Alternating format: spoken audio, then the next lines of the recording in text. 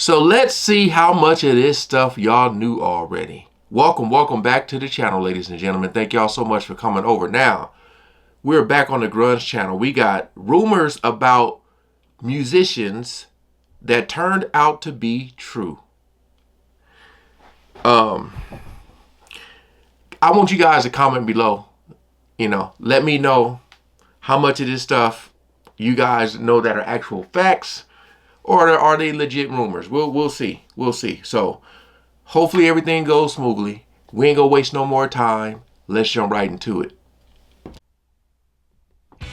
If your life is filled with money and groupies and fame, at some point, people will start spreading fake stories about you. But with all the crazy gossip out there, here are some rumors about musicians that actually turned out to be true. For some reason, frustrated creatives sometimes turn violent. What if the Beach Boys had appreciated Charles Manson's abilities as a songwriter? It might not have helped, but who knows? What? Wait. What? Charles Manson was a songwriter.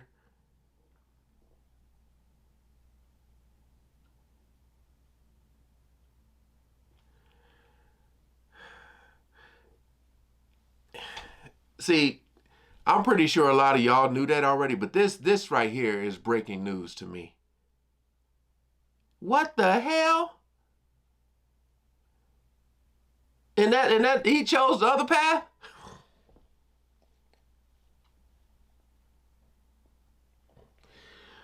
Oh my goodness, man. Hold on. What is going on with the Beach Boys? Musicians that actually turned out to be true. For some reason, frustrated creatives sometimes turn violent. What if the Beach Boys had appreciated Charles Manson's abilities as a songwriter? It might not have helped, but who knows? SF Gate reports that Manson desperately wanted to be famous, and after becoming friends with the Beach Boys drummer Dennis Wilson in 1968, they started collaborating. They came to the ranch, lady. I didn't go to them, they came to me. You're stealing my music every day. You're writing my songs, you're playing my game. Finally, the Beach Boys agreed to buy Manson's song Cease to Exist. Manson's one stipulation was they couldn't change it at all, but Wilson did, heavily, and changed the title to Never Learn Not to Love. The song ended up as a B-side. The reason some people don't believe this story is that Manson's name didn't appear on the record. Wilson took full credit for the song, and Manson was furious. One songwriter claims Manson approached Wilson and basically threatened to kill his children. Instead of being terrified, Wilson allegedly beat the crap out of Manson. That was the end of Manson's music career. A year later, his followers killed Sharon Tate and 4 others. The CEO of Snapchat might be worth billions of dollars, but even he must bow to the awesome power of Rihanna. Snopes reported that in March 2018, the social media app hosted an advertisement for a mobile game called Would You Rather. Users were given the unbelievably offensive choice to either punch Chris Brown or slap Rihanna. If you missed part of the 2000s, you might not be aware why that's even worse than just encouraging violence in general. Rihanna and Chris Brown used to date, and during their relationship it went public that he abused her, so making light of it was extremely tone-deaf. When screenshots of the ad started going viral, Snapchat pulled it. But a few days later, Rihanna addressed the issue, and it now deleted. I'm actually shocked. I shouldn't be, because this is a crazy world. But I'm actually shocked that Chris Brown, career recovered, because a lot of people love Rihanna, and people be like, hey, that's their business, but that's my number one thing. Don't put your hands on a woman. There's a lot of ways to de-escalate a situation, but them pictures of her, a lot of us still don't know exactly what happened, but man, I was actually shocked that his career recovered. The Instagram post, Riri told her then 61 million followers that domestic violence was not a joke and that the ad let all victims down. And instead of going after the game, Rihanna then appeared to tell her followers to delete the Snapchat app entirely, noting that she had never been a fan of it. The same day Rihanna posted that message, Snapchat's stock dropped $754 million in value. This wasn't normal, and nothing else bad happened for the app around that time that would have caused such a massive sell-off. So it appears that one Instagram post by Rihanna really does have the power to cause panic on Wall Street. In September 2016, Through the Wire, Kanye West's debut single from 2004 started trending on Twitter. According to Spin, it all began when a random person posted it in a since-deleted tweet. And what's crazy is Kanye still got the world thinking he was in a bad car accident October 2002. All I'm gonna say is come to Chicagoland and ask. This resulted in other people replying that they agreed Kanye was a big ol' liar. The background is, Kanye was a music producer, not a rapper, before Through the Wire. The song got its name from the fact that when he recorded it, his jaw was literally wired shut, the result of a horrific car crash. I recorded the song Through the Wire 2 weeks later with my mouth still wired shut. Getting in the crash had inspired Kanye to finally pursue his dream of becoming an artist in his own right. But now people were claiming Kanye's whole origin story was built on a lie. The conspiracy theory is that Kanye was really jumped by some guys in Chicago for stealing music. Well, I can see that happening too. But I thought he was sued by somebody else that was in the car. That's what I heard. But boy, hey, that could happen in Chicago too. You get jumped. Hell, you ain't even got to steal music. You just get jumped for no reason. But now people were claiming Kanye's whole origin story was built on a lie. The conspiracy theory is that Kanye was really jumped by some guys in Chicago for stealing music rather than being messed up in a car crash in Los Angeles like he claims. But it turns out there's a ton of evidence that supports Kanye's version of events. MTV reported on the crash at the time. Also, he wasn't the only person hurt. The other victim, who even sued Kanye after the crash, was so badly injured he couldn't work for a year. The lawsuit, plus the fact that there's evidence Kanye went to the hospital in California and not Illinois, should pretty well prove he wasn't lying about it. To nearly lose your life, to nearly lose your mouth, your voice as a career as a rapper, your face. You know, I had to be on TV. My face looks crazy to me now. You might have read that Billy Joel doesn't sell tickets for the front row of his concerts, instead giving them away to, quote, real fans who can only afford the cheap seats. Wow. According to Joel himself, he actually does this. In an interview with Billboard in 2014, he explained his logic. Joel said that for years, scalpers would get their hands on the front row seats, which were originally pretty reasonably priced, and sell them at a huge markup. This meant when Joel was looking out at the audience members closest to him, all he'd see was rich people. He didn't think they had the right attitude. Instead of standing up and cheering and getting into the music, the fat cats would just sit there as if saying, "Entertain me, piano man." Joel says he finally got sick of it and— Hey man, that right there is so true. So true. Because like when I worked at the Staples Center for all those years, all the real fans are like at the top. You know, I used to be an usher. People would literally come in like right before halftime and leave before the fourth quarter is over. I mean, before the fourth quarter start. People would literally come in there and talk business. You know, be sitting down there on the court playing, like, I don't know how much money it is for those tickets, but it's just something about being on TV, being seen that people love, you know, rather than like actually cheering for the game.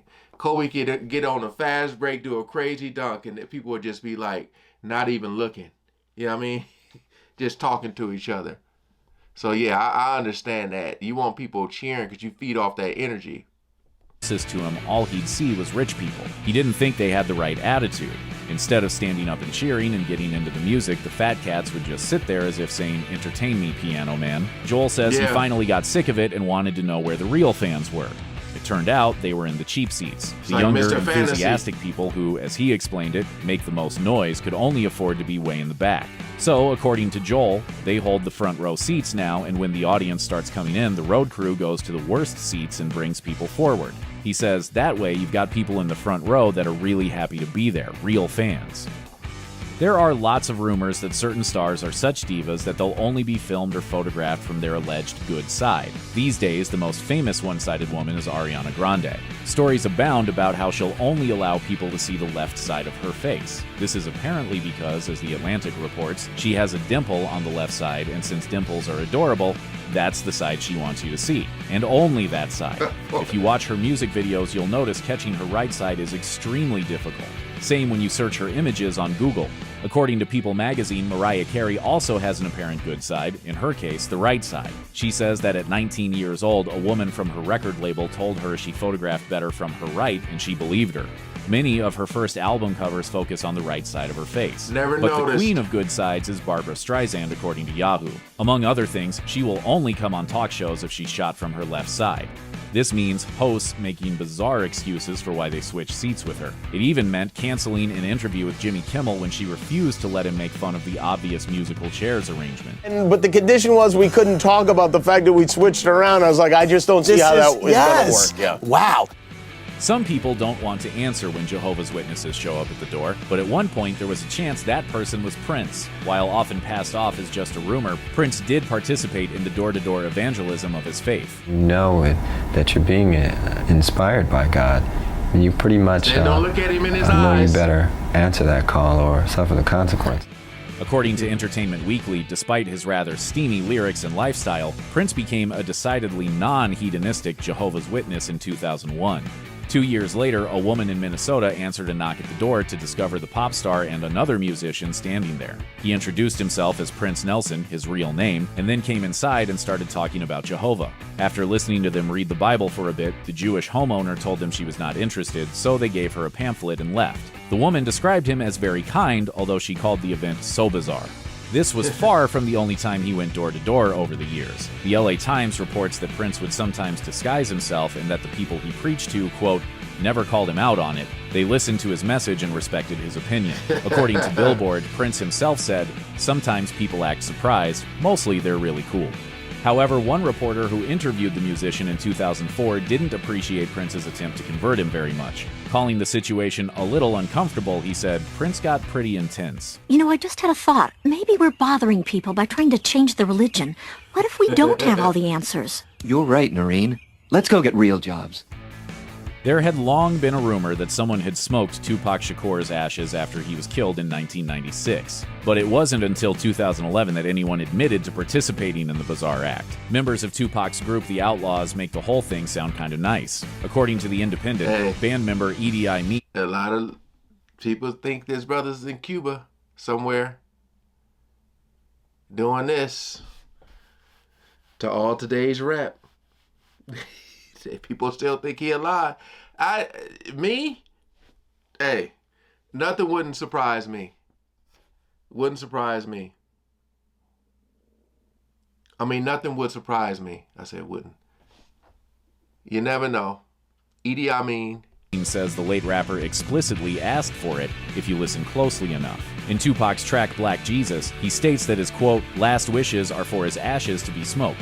Idi Amin admitted that Tupac never actually told them that was indeed what he wanted, but they decided to take the lyrics seriously. After Tupac was cremated, another band member, rapper Noble, said, we had a little memorial for him with his mom and his family. They went to the beach, where they indulged in things Tupac loved, like chicken wings, orange soda, and marijuana. The Outlaws then proceeded to combine some of the late rapper's ashes with the marijuana and smoke it, or as they put it, we twist up some of that great granddaddy California kush and mix the big homie with it, so, you know, Tupac is flowing through our system. People just was like, oh man, they smoked their ashes. Some people was like, man, that's some sick. And then other people was like, yo, that's hella cool. You know, I'd have did that for my homeboy too. Though the group all agree this happened, the revelation came as a shock to Tupac's family. While they didn't accuse the Outlaws of lying, they did release a statement that Tupac's mother, who was at the memorial, wouldn't have allowed it if she'd known what the group was doing. One of the stories that goes around about Elvis Presley is called the Catfish incident, and it turns out to be true, a sad reflection of what he could be like in the drug-filled later part of his life. According to the book What the Great Ate, Elvis absolutely hated seafood, especially the smell. This dislike became key on July 20th, 1975, during a concert in Virginia, where Virginia Living claims he had a meltdown. First, he complained that 12,000 people were breathing on him. Then, he whined he could smell green peppers and onions. But the final straw was when he turned and accused his 4 backup singers of eating catfish. No one knew exactly what he meant by it, but it was obviously hostile. He'd taken to lobbing insults at the women ever since he broke up with one of them. 3 of the backup singers walked off stage. A review of the concert reported that tension among the fans was noticeable. A lot of people think there was a racial undercurrent to the insult. Elvis's only explanation for the outburst was, I thought it was funny. Check out one of our newest videos right here. Plus, even more grunge videos about your favorite. Man. Okay. A lot of news in there. I'm pretty sure a lot of y'all didn't know because y'all probably don't follow Ariana Grande and who else? was in here. I didn't know that about Barbara Streisand though. That's pretty crazy that to not go on the show because of your you know what I mean? Do people really care about that? How you look on this side or that side? You know what I mean? Could you imagine having a face-to-face conversation with somebody and they like this? And you right here? That's crazy. But comment below on what you guys knew and what you didn't know. Really appreciate it. Shout out to the Grunge channel, man. Peace out.